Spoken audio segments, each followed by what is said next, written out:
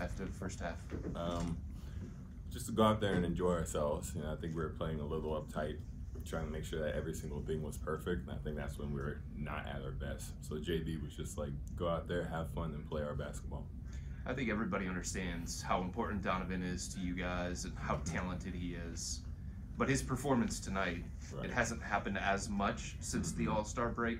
Right. When he does what he did tonight, what does that do for the rest of you guys? Right. It makes it easier for all of us. I know we can talk about his points. He always scores a lot of points, but he had 8 assists tonight. Getting everybody else the ball, keeping the offense moving. It's just got everybody involved, and it made it easier. Thank you. Daryl.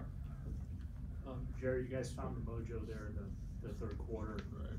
Took control of the game and didn't let up. What was, I guess, the difference there? In the first half, JB has said you guys were getting looks but not making shots. But just what was the difference in that third quarter that allowed you to take control of the game? One, I think we started playing faster.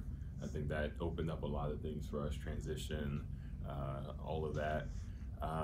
And just passing the ball to each other. I think we ended the first half with 7 assists, and then third quarter came and we probably had more than 7 assists in just the third quarter alone. So just moving the ball, playing faster, playing with more force.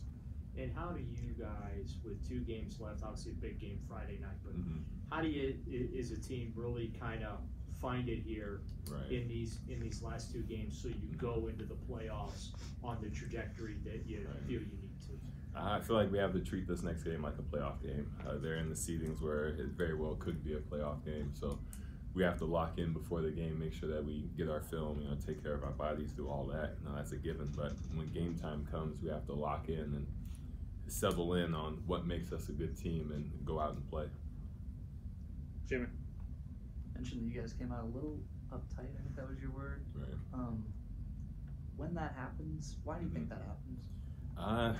Getting towards the end of the season, we lost a couple games in a row.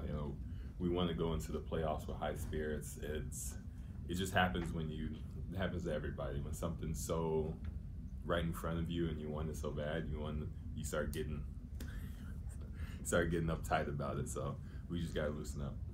You mentioned Friday's playoff atmosphere game could actually end up being a playoff game. How often are you guys checking the standings this type of year to see where you guys might end up?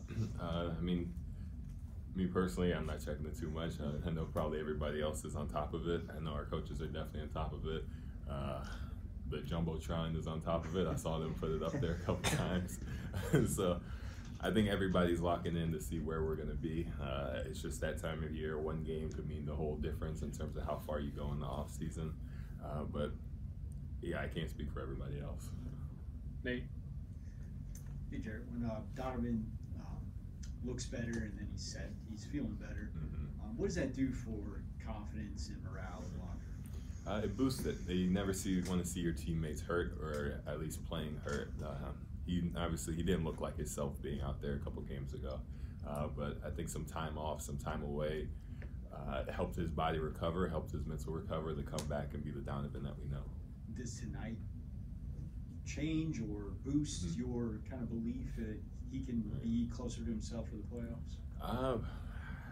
We all know that Donovan's going to come in the playoffs and he's going to play at a high level. I had no doubt coming in that he's going to be himself. We were talking about it. We were saying that we're going to find a way. No matter what happens, no matter how he's feeling, we're going to find a way to make it work. Joe. What would it mean to you guys to see him take off and attack the rim? Maybe rip one of his dunks, something like that. Right. Everybody wants to see that. When you get a big dunk, everybody's going to get hyped up for that. Especially Donovan. He brings so much of a crowd to him, and I know if he does that, it's going to be over 3 people, and that's just going to get everybody else going. Is there like a, obviously we're all talking a lot about this, but would there be like a bigger picture thing to see him play at that speed? Yeah, everybody's going to have a big play like that every now and then. We know Donovan's capable of it. It's not like it's going to be world-changing for us, like it's in the clips, It's just going to be like, it's a great play. It's a great play by Donovan. Speaking of big dunks, Jarrett. Your dunk in the third quarter was kind of the catalyst of that run. Right. And then the bench got technical in celebration. Right. Could you feel an energy shift, a momentum shift after that play? We can feel it coming up to that play. Like you said, I think it was a catalyst to keep us going. I thought the tech was on me for a second for hanging on the rim, and then I got a little scared. It's a lot of money. But, you know, just the whole bench was getting into it, and then I don't know if we came down and scored again, but it just felt like the energy just compiled on top of each other. And obviously, I've never been in a position to posterize someone like that, but when you get a dump-off pass from Darius in transition, do you kind of know what's going to happen to the guy standing in the rim, or is that just a consequence of how being in the wrong spot at the wrong time? You know what's gonna happen, and you know I've been in that guy's position, and you know what's gonna happen to you. You know it's a part of the game. You're just out of position. It's 3-on-1. The best thing you can do is just make a basketball play. Okay, it's been a wrap for Jay.